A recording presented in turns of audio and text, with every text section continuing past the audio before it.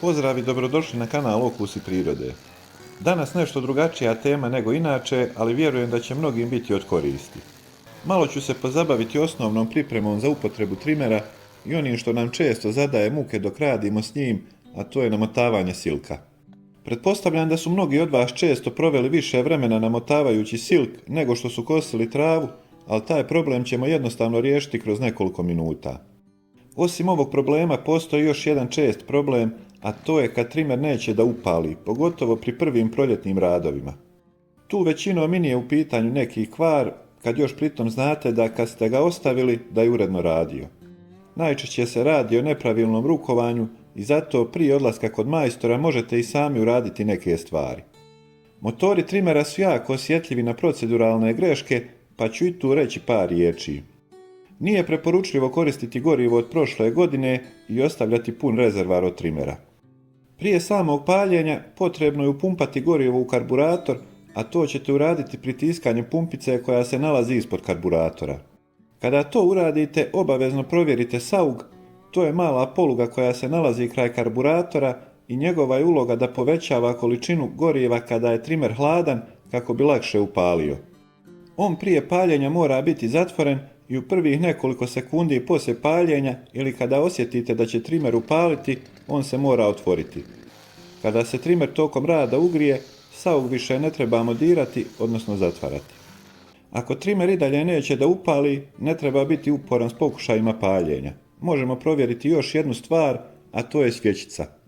Ona se nalazi na vrhu ispod gumiranog konektora i često zna biti uzrok problema kod paljenja. Konektor slobodno možete skinuti i vidjet ćete svjećicu. Kada je odavijete, a najlakše je odaviti onim alatom koji dođe uz trimer, na dnu ćete vidjeti da li ima masti ili gareži, a može biti i oboje. Ako ima, to je vjerovatno uzrok. Taj dio možete očistiti ili još jednostavnije, svjećicu možete zamijeniti novom.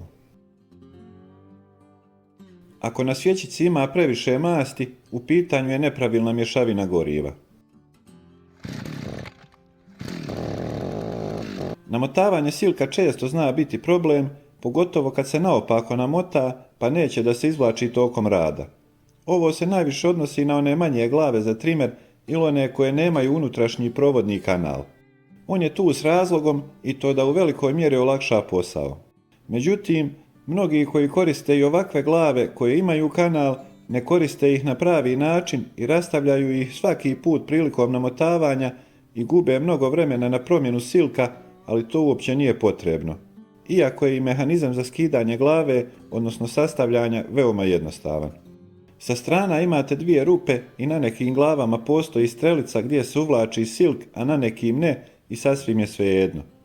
Ono što treba da uradite je da okrenete jednu rupu prema svjetlosti, najbolje prema suncu, i onda okrećete ovu donju osovinu, odnosno to nije osovina, nego cijeli onaj unutrašnji dio sa onim provodnim kanalom u smjeru kazaljke na satu, sve dok ne ugledate kanal. Tada možete provući silk.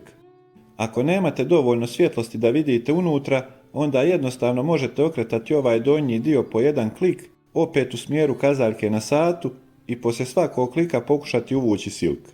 Ako ne ide od prve onako glatko, nema potrebe silom. Okrenete opet jedan klik, pa ako neće ni od drugog puta, od trećeg će sigurno htjeti. Kada provučete silk kroz kanal na drugu stranu, jednostavno izvucite otprilike 1 metar ili koliko vam je potrebno silka. Kada ste to uradili, onda opet donji dio okrećite u smjeru kazaljke na satu, sve dok se silk ne namota. Ako ide teže, pošto unutra ima jedna jaka opruga, onda prilikom okretanja pritisnite i prema unutra. Ovaj način namotavanja je veoma jednostavan i što je najbitnije, uštedi dosta vremena prilikom rada. Iako sam malo iskočio iz dosadašnjih tema, nadam se da je video bio koristan i da vam se svidio. Ako jeste, možete ga lajkati i pretplatiti se na kanal Okusi prirode. Do sljedećeg videa, lijep pozdrav!